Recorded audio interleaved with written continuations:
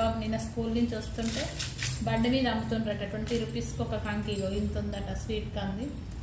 Mummy ఇయ్యవా అంటే వాళ్ళ నాన్న వద్దులే బయటే బాగుంటాయి అని ఇంతకుముందు మార్కెట్కి వెళ్ళిండు.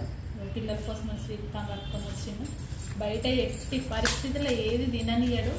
ఎప్పుడన్నా బై మిస్టేక్ బయటికి వెళ్తే అత్యవసరం ఉంటేనే తింటారు పిల్లలు. మేమైతే పెట్టాము. ఎవరింటికన్నా వెళ్తే కంపల్సరీ అది ఇక వాళ్ళతో పాటు తినవలసిందే కదా.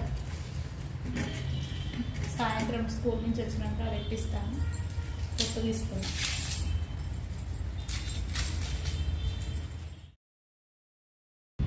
మార్నింగ్ స్వీట్ కార్న్ తెచ్చిండని చెప్పిన ఎంత ప్రౌడ్గా.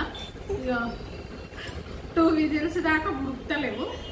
అందులో మా పిల్లలు పాపం రాగానే ఎంత ఎగ్జైట్మెంట్, కారం ఉప్పు కలిపి రెడీగా పెట్టిర్రు. ఇది ఉడకంగానే తిందామని. పాపం చూసేసరికి నార్మల్ కంకులట. డిసప్పాయింట్ అయ్యి సపరేట్గా నువ్వే తిని మమ్మీ అని ఆయనతో సపరేట్గా ట్యూషన్కి అంటే స్వీట్ కార్న్ తెచ్చినావు కదా ఉడకబెడితే గిట్ల అయినాయి అంటే వాళ్ళు ఇచ్చిర్రు నేను తెచ్చిన అన్నాడు. ఇక గిట్ల ఉంటుంది మా ఇంట్లో కలుపు బుక్కరట. దీన్ని ఏం చేయాలనే ఐడియాతో ఉలిసినాం. ఇక మిక్సీకి వేస్తున్నా. గట్కలాగా పోసుకొని మజ్జిగ పోసుకొని జుర్రడమే. ఇక వేడి నీళ్ళు పెట్టిన కొంచెం మరుగుతున్నాయి. ఇంట్లో వేస్తుంది. స్మెల్ ఎంత కమ్మగా వస్తుంది.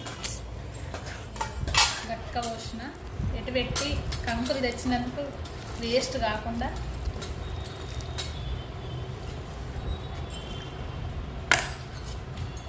ఇందులో మంచిగా పెరిగి వేసుకొని